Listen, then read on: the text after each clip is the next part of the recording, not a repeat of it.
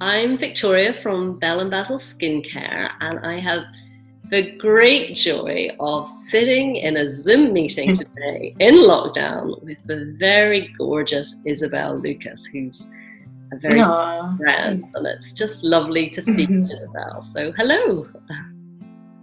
Thank you. It's so fun to be doing this. And I was thinking about you, and I was thinking, oh my goodness, you are such an influencer for me because Belle&Basil wouldn't have even happened without you. Oh, do you really feel so though?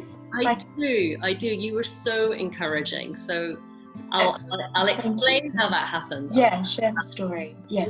So we've been friends. I think we were saying it was about 2003. We reckon that we first. Yeah. And I was living in Manly, and you were just starting your career as an actress in Home and Away up the coast. So that was cool. I was a therapist, and you popped in to see me, and we ended up becoming friends. And I came into your where you were working. It was by synchronicity, and I walked in to this beautiful healing store where there was crystals, and you were doing energy medicine. And I had this session with you first with reflexology, and then we did all different other kinds of things because you have so many beautiful tools up your sleeve, and it was so restorative. I just loved it. And then I would come with Chris Hemsworth, who was on the show with me, and we were seeing each other, and so we'd come a lot and come and get Reiki and energy medicine with you, and it was always just deeply rejuvenating. And it's hard. It can be hard hours working on film sets, and you've got to find different things that restore you, and that was for me, that the energy work has been a really big one, really important one in my life to replete, to replenish, so yeah. And then I moved back to Ireland, and you moved to LA, and we kind of lost contact for a while. And then I think out of the blue, you contacted me, and I was heading to Sri Lanka to see my brother who lives there, but also to do a meditation retreat at a Buddhist monastery. And you just said, what the heck? And you got on a plane and you came, and it was amazing. Yeah, I know, for my 30th birthday. And we were there for 3 weeks. I remember we were sitting in the little kuti in the room where we were staying, and you were telling me about how you make the cream, and I was like, hold on a moment, you make this yourself? You pick the petals, you go to the ocean, you find this fresh seaweed, you literally stir it up yourself. And you were saying how you put that you meditate beforehand, and you do the mantras while you're making it, and you took me through the whole process. And when I was putting the cream on, it just smelled so incredibly beautiful, so pure. And I just like, why aren't you sharing this with more people? And then that's why I was like, if you ever do, I will totally support this. And that's how it came to be. You are now. Thank you so much. It's been 3 years since then, would you believe, or 3 years since you came and stayed with us in Ireland, and it's been an interesting journey, but it's been a really creative journey, and I am really enjoying it. So I'm very grateful for your encouragement. So thank you so much. Yeah, of course. And also, I remember you talking about how that you wanted the jars to be really conscious. The choice to use glass and to use bamboo was very deliberate, as well as doing all the vegan labels and all the certifications, so that could you speak to that a little bit? Well, this passion for nature and naturalness is something that we really share. I know what an amazing environmental activist you are. You're such an inspiration for me in that way.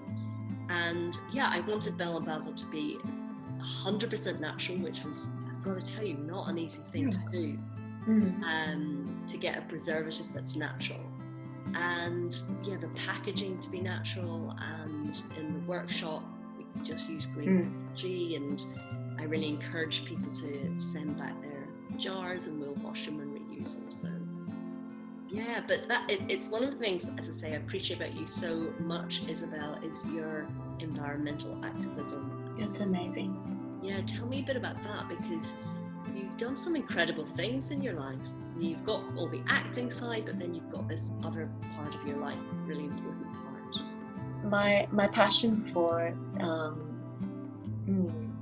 nature was established so early. I think it was mostly because we lived in some really incredible parts of Australia and also in Switzerland growing up, moving around a lot. So we lived in a national park, and we lived near the Great Barrier Reef, in all different various places, because my dad was moving around for work. And so being immersed in some really pristine, stunning nature, and also having a best friend who was Aboriginal, I was introduced to the idea that the earth is alive, the earth is sentient and living, and that we are a part of this incredible ecosystem. And it always made sense to me that we need to take care of this planet and stay in connection with it. And so for me it's it's more a way of life than any kind of activism, but I've definitely been involved in different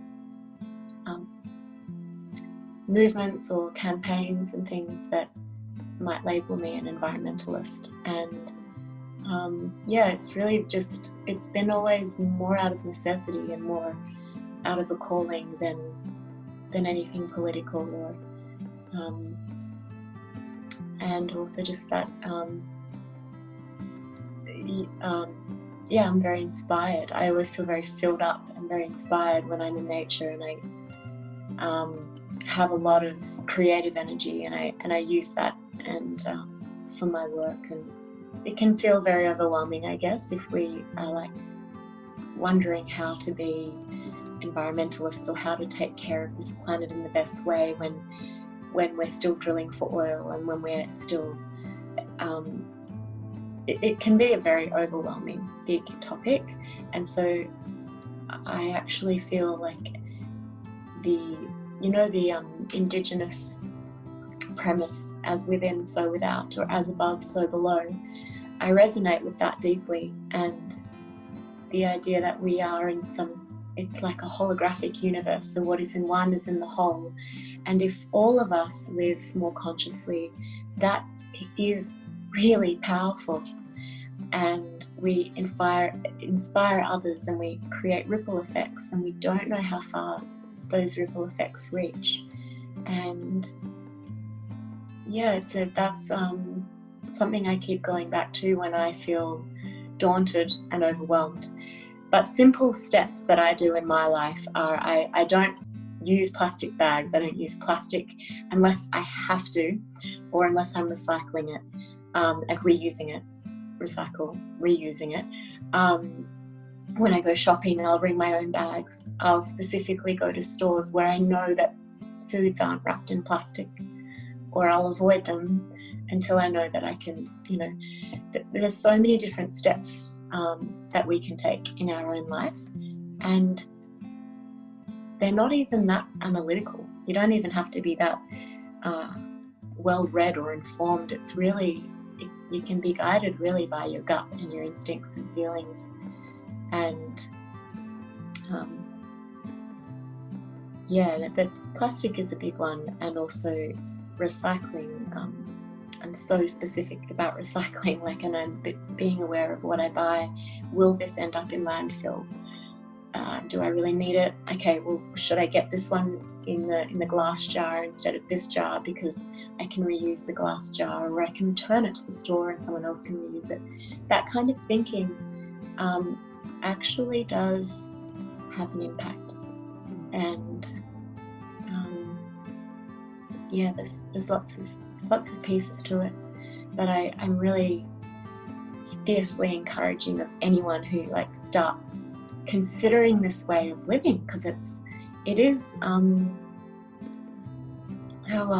very important, and it's also like kind of fun when you get into it, and you can end up having lots of people around you that all sort of do the same thing, and you can feel really supported, like your own little ecosystem of, you know, supporting the planet, and we support each other to do that, if that makes sense. Yeah, totally. That you can, you know, create a community, but also live with reverence and with gratitude, and to fill your heart with those things, knowing that you're able to do something.